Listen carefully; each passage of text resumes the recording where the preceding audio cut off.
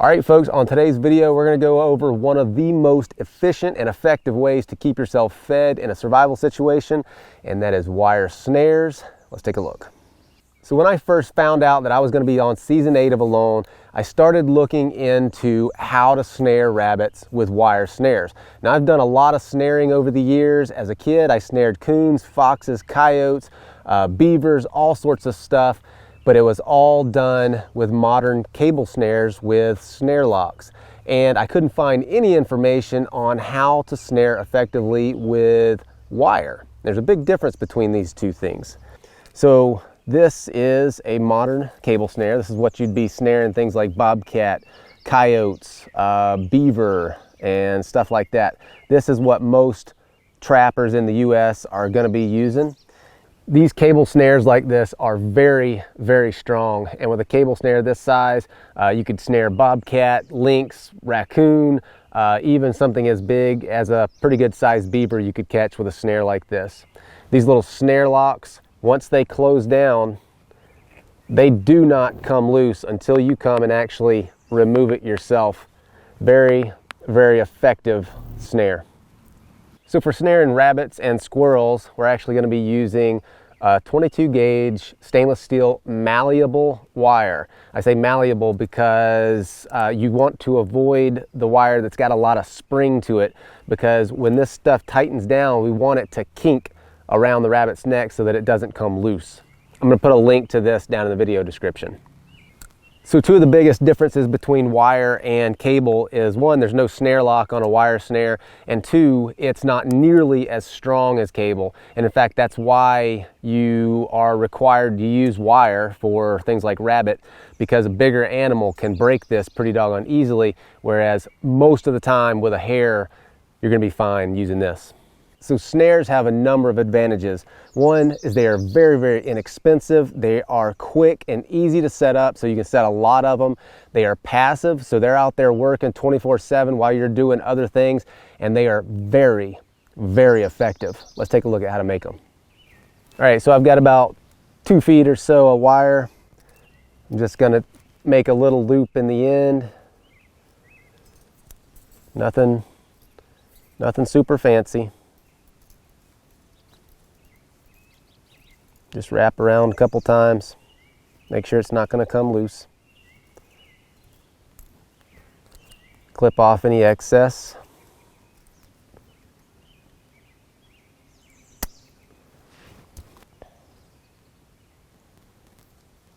And that's it.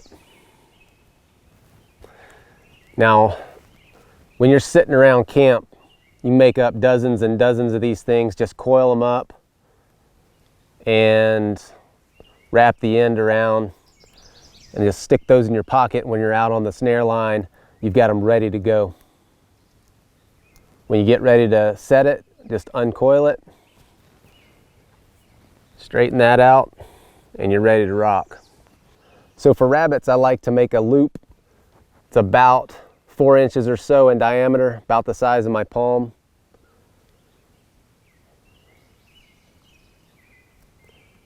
Something about like that.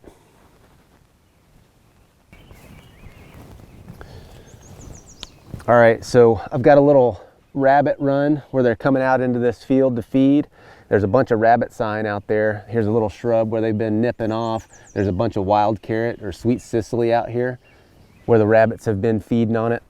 And so I'm gonna go ahead and just set this snare right here along this trail.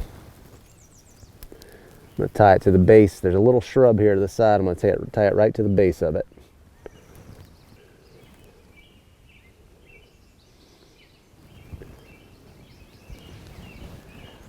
I'm going to use the stiffness of the wire to place it. So when I place it, the loop is about the size of my palm, and it's about 4 fingers off the ground.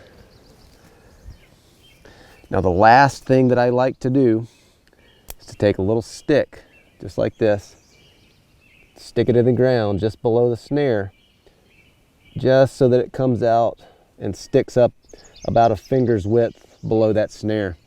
And what this does is keeps the rabbit from ducking underneath the snare. He comes, sees this stick, and hops right through here, gets through, tries to go, the rabbit or the snare closes down behind his neck, and you got him. Chokes him out very quickly. So I'm going to use a little stuffed animal rabbit with the floppy ears to show you how they would get caught in here.